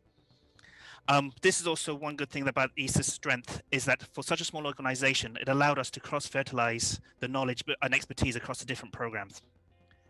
It's worth noting, though, that software testing and standards have always been rigorously applied in the space industry. But cybersecurity has refocused our attention to the fundamental processes of writing and testing secure and robust code, because there was a tendency to just rely on, oh, we just throw more memory or more processing power at the problem. I mean, we don't. Who cares about checking memory? Furthermore, the issue has changed our industry as well. Our users and suppliers and our supply chain, and even our partners and our customers are taking this more seriously. When we mention now security requirements and utilizing best practice and even revisiting the code base, we're finding new vulnerabilities, but the industry is accepting that we're helping them, that we're not hitting them with a big stick for the sake of it. I mean, the hardest lesson that we're finding is that incorporating the best practices and the requirements is easier and cheaper to do it at the beginning than try to patch it to the end of a program. I mean, you find yourself in meetings saying to colleagues that if you do this now, you're not going to notice it. But if you tell me to put this and patch your systems and put security methods into this program in 10 years' time, it's going to cost you anything up to $1 billion, depending on the size of the program. And they don't believe you, and then they look at it and they do believe you. One way, though, leads to the use of COTS is by using COTS and open source software, we are in a way reducing our attack surface, because previously, as the other panelists have alluded to, everything was bespoke software. We haven't got a gadget to do this, let's write some software. And trying to keep track and check for every vulnerability on everybody's favorite flavor of operating system, language, who knows what, it was getting impossible to try and patch everything. By using open source and COTS, means we're part of a larger community looking for vulnerabilities. Initiatives such as HackerSat is also helping to educate our future engineers to understand what's going to be needed in programming for the future missions. In the past, people believed our systems were safe and protected because they were so obscure and difficult to access. As the other panelists alluded to, this is not true anymore. It's getting easier to access space systems. I mean, you go to any is it a hardware store in American that you go and you can pick up any little gadget that allows you to access signals. One of the biggest wake-up calls for our community was back in 2012 when there was well, for want of a better word, a grey hat group used a simple SQL injection and that managed to attack the systems for ESA, NASA, and the US Air Force. Granted that the systems were just external systems related to public relations, but it was a big wake-up call for our organizations to realize that these systems also affect reputation, and affecting your reputation is as bad as losing a spacecraft. Does that answer your question, Captain Williams? It does. You did well there. I appreciate that. And I did want to hit on something you brought up, which is, kind of the foundation of HackerSat, and that is trying to win the battle of the education piece to those that make the big decisions, that this is an important piece, not only right now, but it will only get bigger and bigger, whether that's riskier or better, depending on, what kind of teamwork we have as a globe. Because it's like you mentioned, it's accessible now by almost anybody, right? That has a little bit of time in the willing to learn, go out there, get the right resources, and now they can be involved with whatever. So I'm glad you mentioned that, and that you guys are here to take the time today to really show the importance of this and hopefully make the impact. Cool. All right, so I appreciate we heard a solid question and answer from each one of the panel members here. I'm going to now move into some general questions about space that is open to answer and kind of crosstalk between all of your different diverse perspectives. So the first one is kind of a big question that a lot of people ask, and we've been seeing a lot of commercial flights go on. And it may even look like an entertainment piece, but what do you think the future of space looks like for us? Is it going to be vacation destinations on the moon, or what do you think is the next big thing that we're trying to do in space? I'll step in and say just a few things about that. So nothing in space is really going to work unless there's some sort of a financial incentive to get something out of it. The government can only invest so far, and then the commercial industry sort of has to take advantage of some of that early research and commercialize it. And you can see that too with, I think last January, SpaceX just launched 143 satellites at once on the Transporter-1 mission. Most of those were I think, commercial in nature. 10 of them were Starlink satellites, which is a company related to SpaceX for commercialization and low Earth orbit communication systems. The other areas where I see a lot of investment in the commercial industry is in resources, space-based resources. Maybe not in the short term, but certainly in the long term. And I think Japan was the first country to actually perform resource extraction from an asteroid. They returned an asteroid sample to Earth, and then the United States followed up right after that with their own return mission. Hayabusa 2, I think, was the mission that Japan went on. So resource extraction, I think, is a big one. I think the Moon and Mars missions are also going to be eventually commercialized. I think the Moon is going to be a big source of resources for us. I think Mars as well. But again, those are sort of far off. But in the short term, it's mostly going to be scaling out low Earth orbit communications. And I think companies like OneWeb, Starlink, and several others who are putting up proliferated low Earth orbit constellations for global communications coverage. So essentially, there'll be cell towers in the sky. We won't have dead spots anymore in the future. So I think that's probably the short-term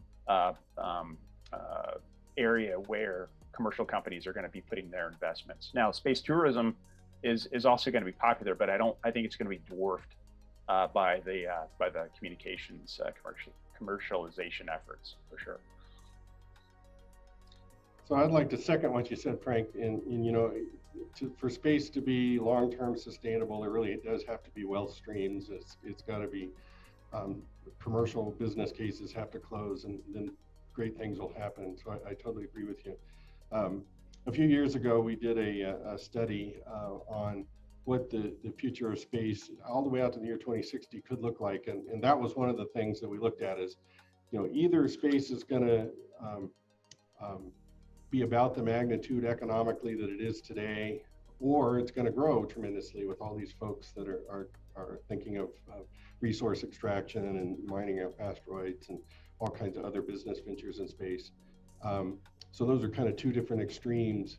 We also looked at a different aspect of the future, and that was how many people would live and work in space. And today there's a small handful of folks that live and work on the International Space Station. You can count them on your fingers. But some people talk about in the future there could be thousands or tens of thousands of people living and working in space if we moved heavy industry into low Earth orbit, for example, or if we started colonizing, putting settlements on the Moon or Mars. So that's kind of two extremes too. Either it kind of stays the way it is today or it grows tremendously. Reality is probably going to be somewhere in the middle. And then the third thing we looked at is who's going to lead all of that? Is that going to be led by freedom-loving countries and rules-based order, or is it going to be a more authoritarian sort of development that grows all of that? And so that's kind of another set of two extremes. So if you think about that, that's three different things we looked at: people, money, and leadership, with two extremes. So that's 2 times 2 times 2 is 8 different futures we looked at. Who knows what the real future is going to be, but it's kind of interesting to think through some of the extremes and the possibilities just from that one perspective alone. Maybe I could follow that up. I think you're right, but a lot of the things you present in like the space tourism it's nice to sit from the big picture. Where space is probably like the middle ground is going to happen is the sleeping giant, like the GPS program. Nobody really realized that the whole planet depends on that now. I think there's going to be probably some other infrastructure that some small agency or from whatever country is solely setting up now, setting up that none of us realize that our whole industry will depend on. It's going to be, I think there's probably a lot of simple, small little infrastructure projects that we are all aware of, but that aren't glamorous, that aren't sexy. It's the railroads, it's the putting the power cables across the continents.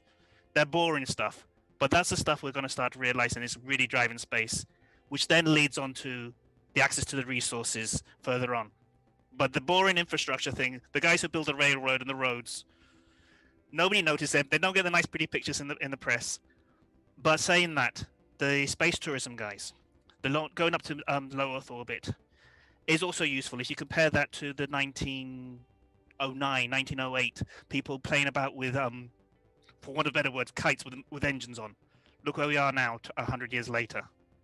That's also kind of we can laugh at all these people, billionaires spending a huge fortune, but 50 to 100 years time, who knows what we're doing? All right, Aaron, you have a hand up here. Yeah, I just wanted to tag on. I was making a list of all the things that I've heard of recently that might be happening, so I'll just go ahead and name those off for you. There was a futurist session that took place at the Valley of Space Summit like a month and a half ago now. Space ISAC convened that for 2 days, and at the end we asked people what the future might look like, and they said a massive amount of use of artificial intelligence and machine learning should be expected in space, blockchain applications for space. And then someone said cyber on the ground, the way that we experience it today, just the challenges that we face, we should expect that to happen in space just the same way, all the same types of attacks just translated to the space layer.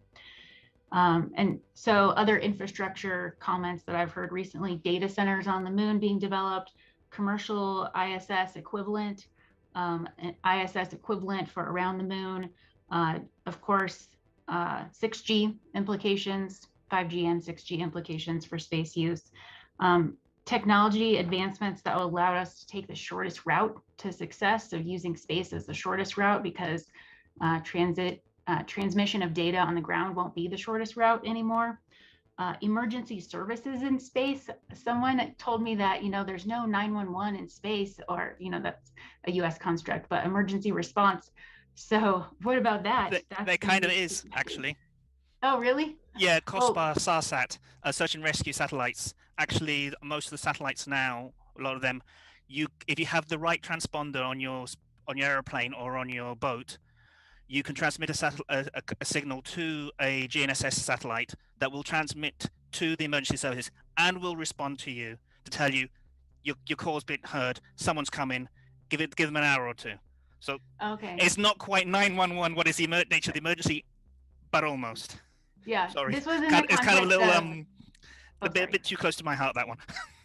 This was in the context of travel tourism. So how do you rescue a cosmonaut or an astronaut if there's a disaster, that kind of thing. But yeah, all of it's going to have to be considered at some point. And then space debris extraction, we've heard about that, but I think that will continue to grow as an industry because there is a drive for it. There's a return on investment. And that's what I've got.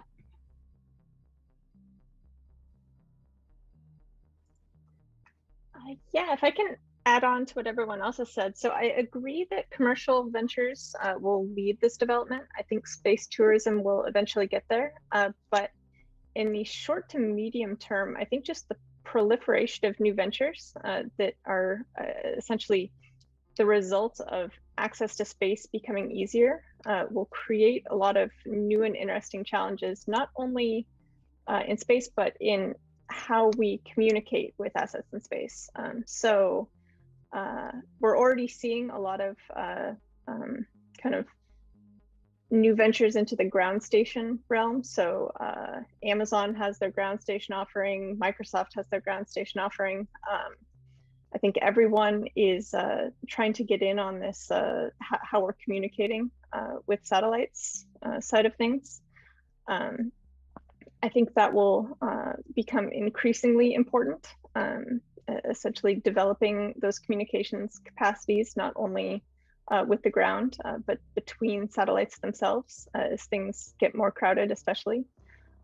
And also what Aaron said, as things get more crowded in space physically, I think we'll see a lot of new attempts to essentially interact with satellites in space. So satellites that can fix other satellites, satellites that can maybe do recon on other satellites, satellites that can capture debris in space and perhaps deorbit it. I think all of these things are going to be something we see in the next 5 or 10 years. Awesome. A lot of great answers there. And I know I learned a couple things just hearing about, some of those ideas, really creative minds out there. So I appreciate that. I think we can squeeze in kind of one more general question to get some answers on this panel today. So obviously we have a huge cyber challenge ahead of us. And you guys kind of hit on some of what I'm getting ready to ask, but what are the other big challenges you see with this proliferation of space? So there's cyber specifically, right? But how do we keep, policy up with this? And I know this is probably near and dear to Aaron's heart as well, being at Space ISAC, but what are some of the challenges other than, or in parallel with cyber that, we're probably going to have to face with how fast this industry is moving? I can start off, and we can go back 2 weeks, I think, to the Russian ASAT test, and that sort of caught everybody by surprise. And in cybersecurity, we want to establish norms that everybody follows, and we've been trying to do that for many years. But we continuously see other nation states not really wanting to follow those norms for whatever reason. And so I think that's one thing we're going to have to grapple with, is that as we move all of these commercial applications up in space, certain entities are just not going to follow those norms. And so what do we do? I think acting like the adversary against our own systems is certainly one thing that we are doing with HACASAT, with Aerospace Village, with DEF CON, and the hacker community. And I think we can scale that out and help the commercial industry better stress test their own systems to deal with those, eventual situations where they do get hacked, their assets in space get hacked. It'll happen. I don't know when it will happen, but it will. We can't be naive and say it won't. The other things I think we need to think about too is that with all of the different countries that are building amazing applications in space, we do probably have some good standards. I think the European Space Agency and NASA work very closely together on standardization, from everything from the design of a ring used for docking and the mechanism by which resupply missions dock with the ISS and future sort of cislunar applications. But as the commercial industry starts to migrate into space more and more, I think we're going to be dealing with a lot more, standardization issues that may not have been gone through or satisfied through the work of NASA and ESA. And so if you think about, if we suddenly join together the roads of Europe with the roads of the United States and the roads of Japan and the roads of Australia, you've got steering wheels on the right, steering wheels on the left. You've got people that know the rules for some places and others. It's sort of a hyperbolic example, but I think if we don't grapple with that now, sort of in the same way we're doing that with HACASAT, I think there could be, and so those are some areas where I think we could help focus on and think about some of these upcoming issues.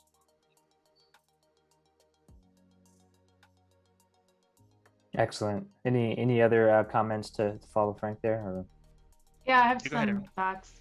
Okay, Aaron, go ahead. I think we are going to have to focus on how to organize a response to incidents that occur in space, and ensuring that we have exercises that are taking place. Space ISAC recently ran an exercise last Monday that looked at cyber effects on space traffic management. And we started with our private sector members experiencing that and talking through it, looking at what they would share with the Space ISAC Watch Center. So I think more of that with more stakeholders will be essential. And so our next version will include our partners, which is government, US government, and potentially international partner governments. And then also looking at the lexicon that's required, so we all speak the same language on this topic. And that translates into a future workforce that might actually speak the same language too on the topic of security in space. So those are all big challenges that I see we need to look at for the future. Awesome. Yeah, great points. And I think we have time for one more answer or opinion. I was going to say is that additional that we also need to revamp our regulatory situation, because at the moment the Outer Space Treaty says that the country that launches the spacecraft is responsible for the spacecraft, I mean, that's a huge burden that the US government is taking on itself without realizing it.